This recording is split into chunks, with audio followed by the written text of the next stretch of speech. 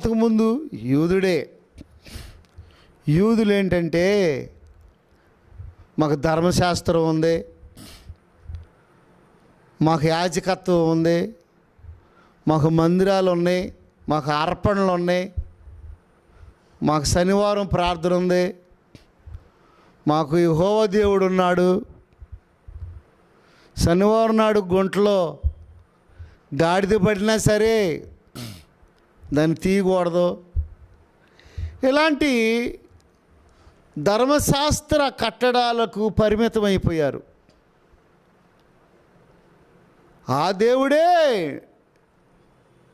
నరుడుగా ఈ లోకానికి వచ్చి రక్తమాంసములు ధరించి ఆయన మన కొరకు సిలువలో ప్రాణం పెట్టి మరణించాడు.